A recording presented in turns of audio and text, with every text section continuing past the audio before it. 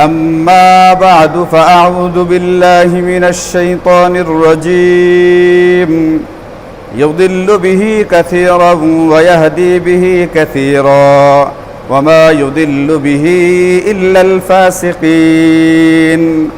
وقال سيدنا رسول الله صلى الله عليه وسلم إن الله يرفع بهذا الكتاب أقواما ويضع به آخرين. آمنت بالله صدق الله مولانا العلي العظيم وصدق رسوله النبي الكريم ونحن على ذلك لمن الشاهدين والشاكرين والحمد لله رب العالمين. اللهم صل على محمد وعلى آل محمد كما صليت على إبراهيم وعلى آل إبراهيم إنك حميد مجيد. اللهم بارك على محمد وعلى آل محمد كما باركت على إبراهيم وعلى آل إبراهيم إنك حميد مجيد.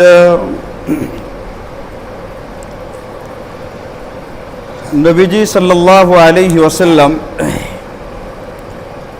এক হাদিসে পাকের মধ্যে ইরশাদ করেন, মান কারা ইয়াসিন ফি সদরিন নাহার কুযিয়াত হাওয়াইজুহু। যে ব্যক্তি দিনের শুরুর ভাগে মানে সকালবেলায় সূরা ইয়াসিন তেলাওয়াত করবে, আল্লাহ তাআলা তার সারা দিনের সকল প্রকার জরুরতগুলোকে পূরণ করে দিবেন। সারাদিনের জরুরতগুলোকে পূরণ করে দিবেন, এই কথার অর্থ হইল প্রয়োজনগুলোকে পুরা করার ক্ষেত্রে আল্লাহ তাআলা সহজ করে দিবেন। আজকে সারাদিন আমার কিছু কাজ আছে, আমার এই কাজগুলো যদি সহজ হয়ে যায় তাহলে আমার কাজগুলো সহজে হবে, আর আল্লাহ না করুক কোনো কাজ যদি কঠিন হয়ে যায় আমার জন্য অতিরিক্ত পেরেশানির কারণ হয়ে দাঁড়ায়। এখন নবীজি সাল্লাল্লাহু আলাইহি ওয়াসাল্লাম হাদিসে পাকের ভিতরে ইরশাদ করেন, মুমিন মুসলমান, তুমি দৈনিক সকালবেলায় ঘুম থেকে ওঠার পরে, ফজরের আগে হোক ফজরের পরে হোক, সকালবেলায় সূরা ইয়াসিনের তেলাওয়াত করো, তোমার সারা দিনের জরুরতগুলোকে পূরণ করার ক্ষেত্রে আল্লাহ তাআলা সহজতা দান করে দিবেন। এই সূরা ইয়াসিনের ফজিলতের ব্যাপারে হাদিসে পাকের ভিতরে আরো আছে, মুহাদ্দিসিনে কেরাম এইগুলো আমাদের সামনে নকল করেছেন, বর্ণনা করেছেন। যে ব্যক্তি মৃত্যু সজ্জায়, যার মৃত্যু খুব নিকটবর্তী, মারা যাবে কিছুক্ষণের ভিতরে, এই মৃত্যু আসন্ন ব্যক্তির কাছে বসে যদি কেউ সূরা ইয়াসিন তেলাওয়াত করতে থাকে, তাহলে মৃত ব্যক্তির, যে ব্যক্তি মারা যাবে খুব শীঘ্রই অল্প সময়ের ভিতরে, যার ভিতরে মারা যাওয়ার লক্ষণগুলো দেখা দিয়েছে, আমরা জানি যে যখন ব্যক্তির মৃত্যু হয় তখন ব্যক্তিরা অতিমাত্রায় কষ্টের ভিতরে থাকে। আম্মা জান হযরত আয়েশা রাদিয়াল্লাহু আনহা বলেন, আমি যদি কোনো ব্যক্তির ব্যাপারে খবর পাই যে ব্যক্তিটা মারা যাওয়ার আগে মারাত্মক কষ্টে পতিত হয়েছিল, আমি এটাকে খারাপ মনে করি না, ফালা আক্রাহু। কেন খারাপ মনে করেন না? খারাপ মনে করি না এই জন্য যে নবীজি সাল্লাল্লাহু আলাইহি ওয়াসাল্লাম আমার এই সিনার উপরে মাথা রেখে তিনি ইন্তেকাল করেছিলেন। মারা যাওয়ার আগে আমি নবীজির যে কষ্ট দেখেছি, কষ্টের আতিশয্যে নবীজি পাশে একটা পেয়ালার ভিতরে পানি রাখা ছিল, কখনো কখনো ওটার ভিতরে হাত দিতেন, পানি নিয়ে চেহারার ভিতরে লাগাইতেন, কখনো কখনো চাদর দিয়ে চেহারা ঢেকে ফেলতেন, আবার চাদরটা সরাইতেন। নবীজির কষ্টগুলো আমি দেখেছি।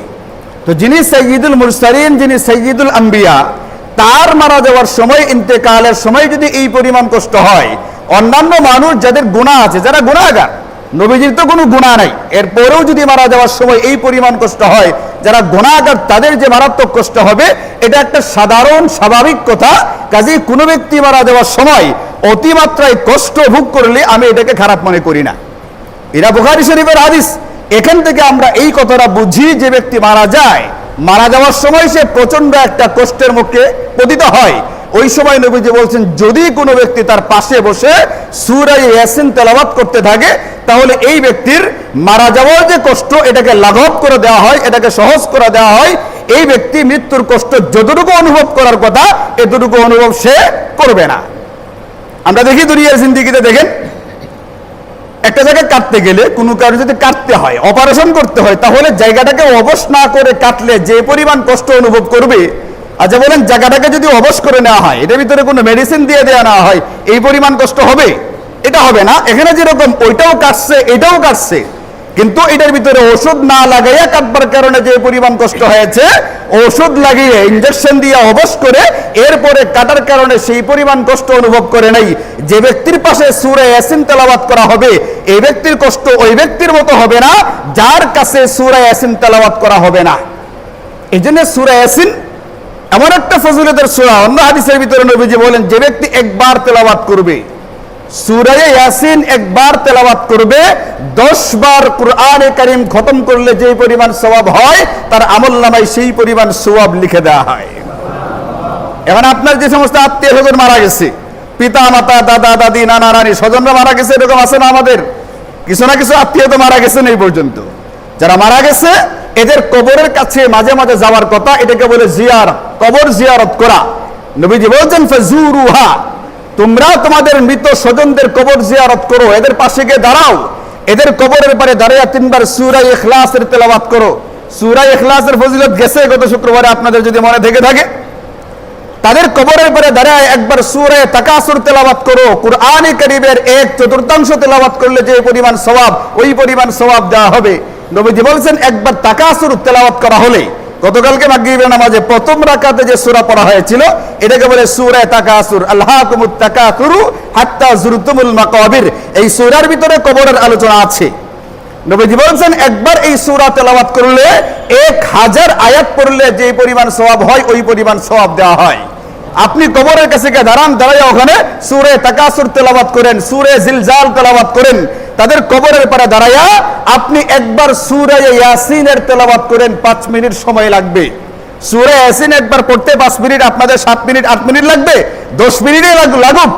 আপনি আপনার মা বাবার কবরের পাশে দাঁড়ান, দাদা দাদির কবরের পারে দাঁড়ান, দাঁড়ায়া সূরা ইয়াসিন একবার তেলাওয়াত করেন, 10 মিনিট সময় ব্যয় করবেন। 10 বার কুরআনে কারীম খতম করলে যে পরিমাণ সওয়াব হয়, এই সওয়াব তাদের আমলনামায় লিখে দেওয়া হবে।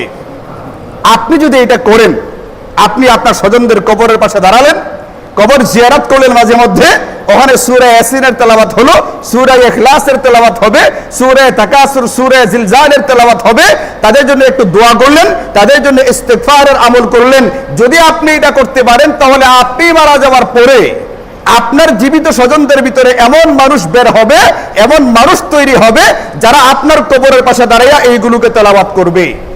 আর যদি আপনার এরকম মনে হয় আমি সূরা ইয়াসিনের তেলাওয়াত পারি না, তেলাওয়াত করতে জানি না, আমার এই সূরা মুখস্থ নয়, আমি দেখে দেখে তেলাওয়াত করতেও পারি না, আমার বাবার কবরের পাশে দাঁড়ায় 3 বার সূরা ইখলাস পড়বার মতো সময় নেই, কবরের পারে যাওয়ার মতো সময় নেই আমার, আমি অতি ব্যস্ত মানুষ, তাহলে আপনি এটা নিশ্চিত থাকেন আপনি মারা যাওয়ার পরে আপনার যারা জীবিত থাকবে এরা বলবে আমিও সূরা ইয়াসিন তেলাওয়াত করতে জানি না, আমার সূরা ইয়াসিন মুখস্থ নাই, আমার আপনার কবরের পারে দাঁড়ায়া 3 বার সূরা ইখলাস পড়বো এই পরিমাণ সময়ও আমার হাতে নাই। কামা তাদিনু তুদানু মালিক ইয়াউমিদ্দিন, সূরা ফাতিহার এই আয়াতের তাফসীর করতে গিয়া ইমাম বুখারী হাদিস নিয়ে আসছেন, তুমি যেমনটা করবে তোমার সঙ্গে তেমনটাই করা হবে। তুমি তোমার মৃত স্বজনদের জন্য যতটুকু করবে, যে পরিমাণে করবে, তুমি নিশ্চিত থাকো তুমি মারা যাওয়ার পরে তোমার জন্য ওই পরিমাণ করা হবে, অতটুকুই করা হবে। আপনার কবরের পারে যাওয়ার সময় নাই, আর আপনি মারা যাওয়ার পরে আশা করবেন আপনার কবরের পরে আইসা মানুষ দাঁড়ায় দাঁড়ায় বিরাট দোয়া দরুদ করবে, এই আশা আপনার করবার কোনো অধিকারই নেই। আপনি তখনই এটা আশা করতে পারেন যখন আপনি অন্যদের বেলায় করবেন। এটা হলো সূরা ইয়াসিনের তেলাওয়াত। এটা আমাদের জন্য সৌভাগ্যের বিষয় যে আল্লাহ তাআলা আমাদেরকে সূরা ইয়াসিনের মতো একটা সূরা আমাদেরকে দান করেছিলেন। কিন্তু আমাদের দুর্ভাগ্যের বিষয় যে আমরা না পারি সকালবেলায় তেলাওয়াত করতে, না পারি অনেকে তেলাওয়াত জানতে, তেলাওয়াত জানি না তেলাওয়াত করব কোত্থেকে। এক হাদিসের ভিতরে নবীজি বলেন মান কারা সূরাতুল ওয়াকিয়াতি ফি কুল্লি লাইলাতিন লাম তুসিবহু ফাকাতুন আবাদা, যে ব্যক্তি দৈনিক রাত্রিবেলা সূরা ওয়াকিয়া তেলাওয়াত করবে, আগেরটা ছিল 5 পৃষ্ঠা, এটা 3 পৃষ্ঠা, দৈনিক রাত্রিবেলায় সূরা ওয়াকিয়া তেলাওয়াত করবে, নবীজি বলছেন এই ব্যক্তিটা মানে তার টিসিবির গাড়ির পিছনে দৌড়াইয়া সিরিয়াল ধরে কষ্ট করে তেল কিনতে হবে, এতটা কষ্টের মধ্যে সে পতিত হবে না, এতটা কষ্টের ভিতরে কখনোই পতিত হবে না। হতে পারে তার ব্যাংক ব্যালেন্স হবে না, কোটি কোটি টাকার মালিক হবে না, কিন্তু নবীজি বলছেন দৈনিক রাত্রিবেলায় সূরা ওয়াকিয়া তেলাওয়াত করবে আর তার টিসিবির ট্রাকের পিছনে দৌড়াইতে হবে, লাম তুসিবহু ফাকাতুন আবাদা, এতটা অর্থ সংকটে সে কখনোই পড়বে না। আবাদা মানে কখনোই পড়বে না। নবীজি হাদিসে পাকের ভিতরে বলেন, ইন্না সূরাতান ফিল কুরআনে 30 আয়াতান শাফাআত লিরাজুলিন গুফিরা লাহু ওয়া হিয়া তাবারাকাল্লাযী বিয়াদিহিল মুলক ওয়া হিয়াল মানিআ ওয়া হিয়াল মুনজিয়া তুনজিহি মিন আযাবিল কবরি। কুরআনে কারীমের ভিতরে 30 আয়াত বিশিষ্ট একটা সূরা আছে। 30টা আয়াত এই সূরার ভিতরে, এরকম একটা সূরা কুরআনে কারীমের ভিতরে আছে। যে ব্যক্তি নিয়মিত রাত্রিবেলায় এই সূরা তেলাওয়াত করবে, নবীজি বলেন শাফাআত লিরাজুলিন, এই সূরা কাল কিয়ামতের ময়দানে তিলাওয়াতকারীর পক্ষে সাক্ষী দিবে, সুপারিশ করবে। এমন ভাবে সুপারিশ করতে থাকবে, নবীজি তার সুপারিশের ফলাফলটা কি হবে আগেই বলে দিয়ে গিয়েছেন, গুফিরা লাহু, এই ব্যক্তিকে যতক্ষণ পর্যন্ত আল্লাহ পাকের আদালত থেকে ক্ষমার ঘোষণা না দেওয়া হবে, এ বেকসুর খালাস, এই ঘোষণা যতক্ষণ পর্যন্ত আল্লাহ পাকের আদালত থেকে দেওয়া না হবে, এতক্ষণ পর্যন্ত এই সূরা তার পক্ষে লড়াই করতেই থাকবে। এই সূরা হলো সূরা তাবারাকাল্লাযী বিয়াদিহিল মুলকু। নবীজি বলছেন এই সূরার নাম, একটা নাম হচ্ছে সূরা মুনজিয়া, একটা নাম হচ্ছে সূরা মানিআ। মানিআ মানে বাধা দানকারী। কবরস্থ যখন করা হবে ব্যক্তিটাকে, এই সূরার তেলাওয়াতকারীকে যখন কবরে রাখা হবে, এই সূরা একটা আকৃতি ধারণ করে কবরের চতুর্দিকে এই ব্যক্তির উপরে আনেওয়ালা আযাবকে বাধা দিবে, ফিরে রাখবে। এই জন্য এই সূরার নাম হলো সূরা মানিআ। আর সূরা মুনজিয়া মানে উদ্ধারকারী, মুক্তিদাতা। যে ব্যক্তি দৈনিক রাত্রিবেলায় এই সূরা তেলাওয়াত করবে, এই সূরা কবরের আযাব থেকে এই ব্যক্তিটাকে মুক্ত রাখবে। এই জন্য এই সূরার নাম হলো সূরা মুনজিয়া মানে মুক্তিদাতা নামের সূরা। এরকম ভাবে আমি আপনাদের সামনে গত শুক্রবারে সূরা ইখলাসের বেশ কয়েকটা ফজিলত বলেছি, অন্ততপক্ষে 6টা ফজিলতের কথা বলেছি। এর ভিতরে একটা হলো এটা, 3 বার তেলাওয়াত করলে 1 খতম কোরআনে কারীমের সওয়াব হয়। আমি আপনাদেরকে একটা বলেছি, এইটা এই সূরা যে বেশি বেশি পড়বে, এই সূরা যে মহব্বত করবে, এই মহব্বত তাকে জান্নাত পর্যন্ত নিয়ে যাবে। আমি আপনাদেরকে গত শুক্রবারে হাদিস শুনিয়েছি, যে ব্যক্তি এই সূরা 10 বার তেলাওয়াত করবে, জান্নাতে তার জন্য প্রাসাদ তৈরি করা হবে। গত শুক্রবারে গেছে এইটা। আর গত শুক্রবারের আগের শুক্রবারে আমি আপনাদেরকে শুনিয়েছিলাম, মেরাজের রাত্রিতে আল্লাহ তাআলা নবীজির মাধ্যমে আমাদেরকে 3টা উপহার দিয়েছিলেন। এর ভিতরে একটা উপহার ছিল এটা সূরা বাকারা, যেটা আছে কোরআনে কারীমের সবচেয়ে বড় সূরা। এই সূরা বাকারার শেষ 2টা আয়াত আল্লাহ পাকের পক্ষ থেকে আমাদেরকে হাদিয়া দেওয়া। এখন বুখারী শরীফের ভিতরে হাদিস নিয়ে আসা হয়েছে নবীজির।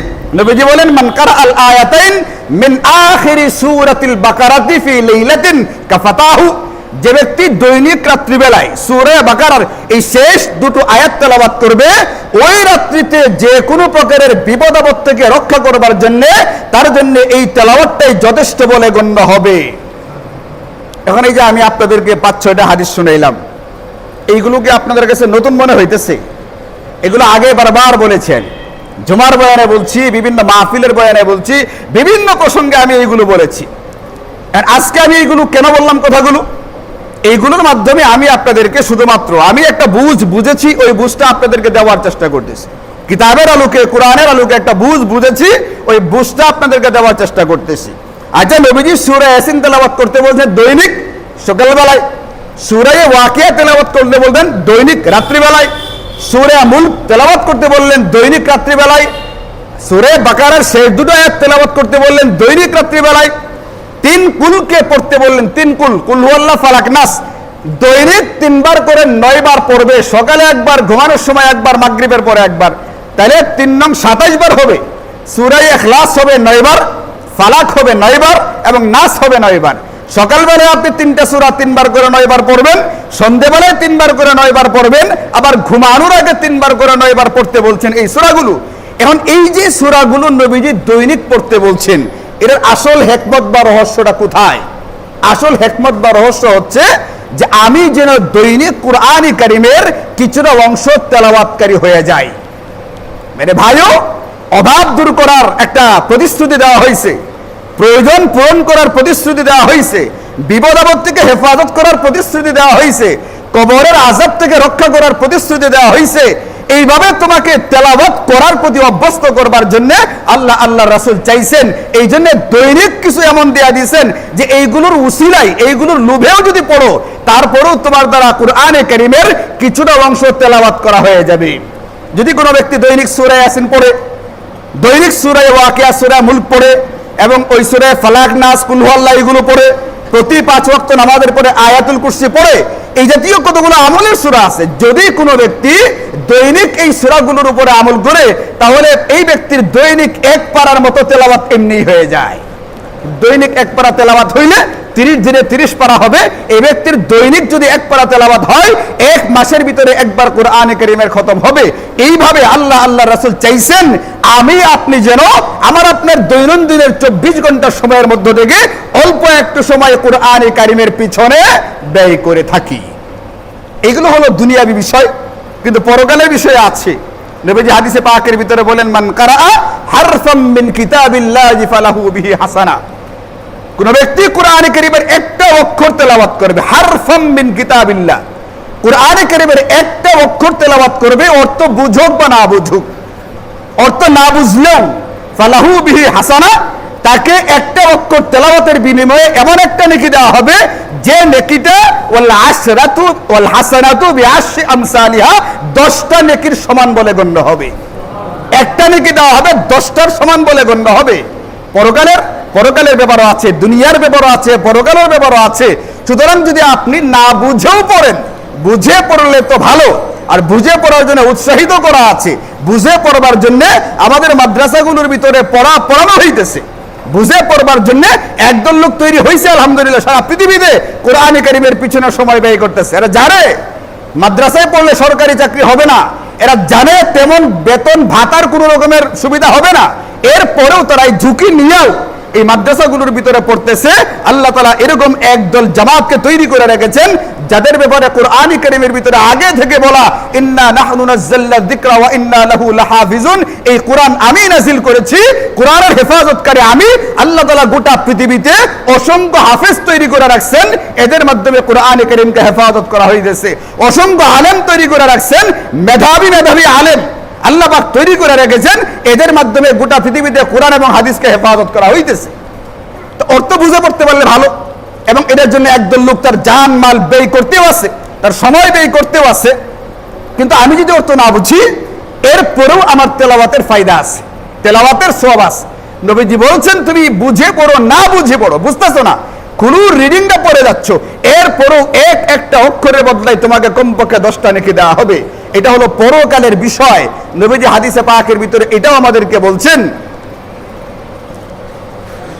যে ব্যক্তি কোরআনে কারীমের তিলাওয়াত করবে, কোরআনে কারীমের বিধিবিধানকে নিজের জিন্দেগিতে আঁকড়ে ধরবে, কোরআনে কারীমের কিছুটা অংশ নিজের দিলের ভিতরে হেফাজত করবার চেষ্টা করবে, হাফেজ হবে।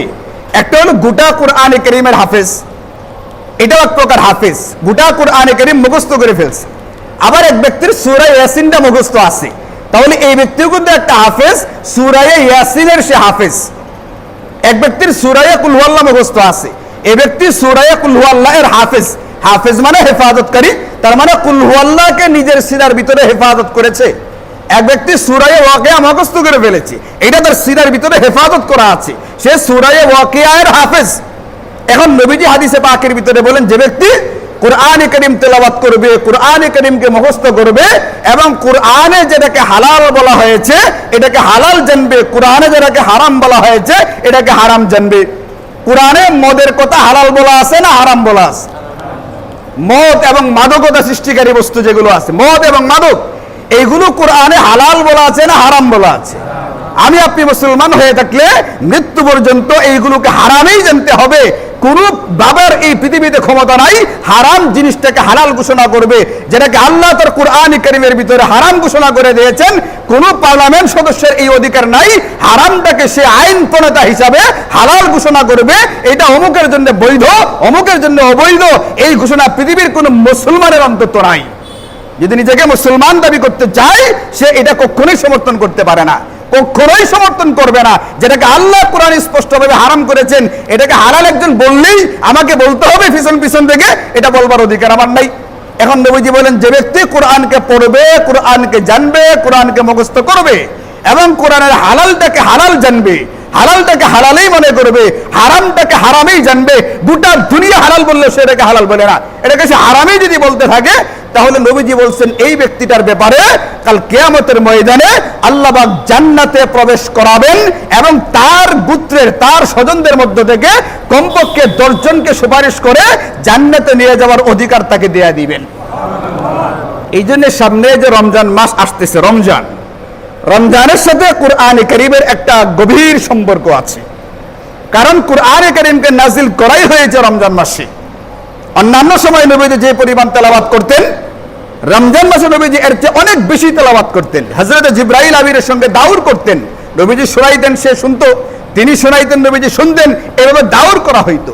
রমজানে নবীজির কুরআনে কারীমের তেলাওয়াতের পরিমাণ বেড়ে যেত, যেহেতু রমজানের সঙ্গে কোরআনের একটা সম্পর্ক আছে। এবং এই যে আপনাদেরকে আমি কয়েকটা হাদিস শোনাইলাম, এই হাদিসগুলো থেকে এই কথাটা বোঝা যায় যে আমি মুসলমান হিসাবে আমার দৈনন্দিনের 24 ঘন্টার কিছুটা সময় কোরআনে কারীমের পিছনে ব্যয় করার কথা। এই জন্য আমরা যারা কোরআন তেলাওয়াত করতে জানি, হাদিস পাকের ভিতরে আছে, আরে সেই জাতি তো সৌভাগ্যবান যাদেরকে কোরআনের মতো মহা দৌলত দেওয়া হয়েছে। যে কোরআন দিয়ে আমরা মহা ভাগ্যবান, যে কোরআনের কারণে আমরা মহাভাগ্যবান, ওই কোরআন আমার দৈনিক কিছুটা সময় তেলাওয়াত করার মাধ্যমে ব্যয় করা দরকার। আল্লাহ তাআলা আমাকে দৈনন্দিন 24 ঘন্টা সময় দিচ্ছেন, 24 ঘন্টা সময় আল্লাহ আমাকে দিচ্ছেন। আজকে আমি এই মুহূর্তে ঠাস করে মারা গেলে এরপরের থেকে আমার আর সময় কোনো বরাদ্দ নাই। আমার বাপের এমন কোনো ক্ষমতা নাই আমাকে আর 2-4 বছর বাঁচায় রাখবে, আছে এই ক্ষমতা? এই ক্ষমতা নাই। আমার চোখের সামনে, আমাদের চোখের সামনে দিব্যি সুস্থ মানুষ মারা যাইতেছে, আল্লাহ পাক আমাকে এখন হায়াতে বাঁচায় রাখছেন। আমার যে বয়সে ছোট মানুষগুলো মারা যায়, আল্লাহ পাক এখনো আমাকে হায়াতে বাঁচায় রাখছেন। এরপরে বলি আমার সময় নাই।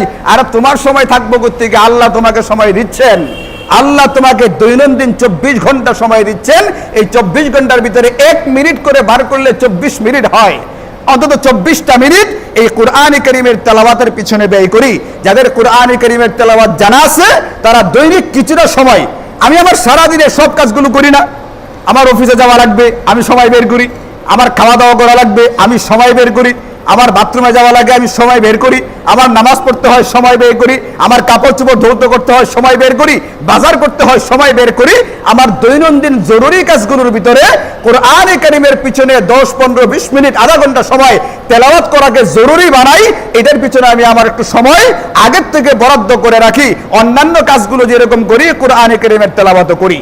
আর যাদের এখনো কোরআনে কারীমের তেলাওয়াত শেখা হয় নাই, যারা কোরআনে কারীমের তেলাওয়াত জানি না, বর্তমানে অত্যন্ত আধুনিক এবং সহজ পদ্ধতিতে মাত্র দৈনিক 1 ঘন্টা করে দিলে 25 দিন 25 ঘন্টায়, 25 দিন 1 ঘন্টা করে 25 ঘন্টা সময় দিলে মোটামুটি আপনি একটা তেলাওয়াত করতে পারবেন।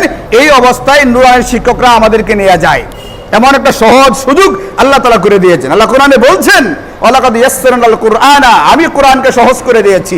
এজন্য অন্যান্য ভাষা শিখতে যে পরিমাণ সময় লাগে, কোরআনে কারীমের এই পরিমাণ সময় লাগে না। ছোট ছোট বাচ্চা 6 বছর 5 বছর নুরানিতে ভর্তি করছে, 4 মাস পরে 6 মাস পরে এ মোটামুটি কোরআনে কারীমের তেলাওয়াত করতে পারে। তাহলে আমি আপনি বুঝবান, আমি আপনি কেন পারবো না? এই জন্য যাদের কোরআনে কারীমের এখনো তেলাওয়াত শেখা হয় নাই, কোরআনে কারীমের তেলাওয়াত করতে জানি না, যে কোনো মূল্যে অতি দ্রুত এই কোরআনে কারীমের তেলাওয়াতকে শিখবার চেষ্টা করি। আর যদি এমনটা না হয়ে থাকে, আল্লাহ কোরআনে কারীমে বলে দিয়েছেন কাল কিয়ামতের ময়দানে 1 প্রকার ব্যক্তিকে অন্ধ করে উঠানো হবে। এরা আল্লাহকে জিজ্ঞেস করবে, লিমা হাশারতানি আমা ওয়াকাদ কুনতু বাসীরা, আমাকে আপনি কেন অন্ধ করে পুনরুত্থিত করলেন? আমি তো দুনিয়াতে চক্ষুষ্মান ছিলাম। আল্লাহ বলবেন, ক্বালা কাযালিকা আতাতকা আয়াতুনা, আমার আয়াতগুলো তোমার কাছে এসেছিল, ফানাসিতাহা, তুমি চোখ বন্ধ করেছিলা। আমার কোরআন তোমার ঘরের আলমারির উপরে ছিল, তুমি চোখ বন্ধ করেছিলা, কোনোদিন খুলে দেখা নাই। তুমি আমার কোরআনগুলোকে দেখো নাই, ভুলেছিলে। এই জন্য আজকে আমিও তোমাকে ভুলে থাকবো, তোমার প্রতি আমার রহমতের দৃষ্টি পড়বে না। এই জন্য মেরে ভাইও, যাদের কোরআনে কারীমের তেলাওয়াত জানা আছে, এখন থেকে নিয়ে মৃত্যু পর্যন্ত দৈনন্দিন আমি কিছুটা সময় কোরআনে কারীমের তেলাওয়াত করি। আর যাদের এখনো শেখা হয় নাই, তারা অতি দ্রুত শেখার চেষ্টা করি এবং দৈনন্দিন পড়ার চেষ্টা করি। আল্লাহ তাআলা আমাদের সকলকে তৌফিক দান করুন। ওয়া আখিরু দাওয়ানা আলহামদুলিল্লাহি রাব্বিল আলামিন।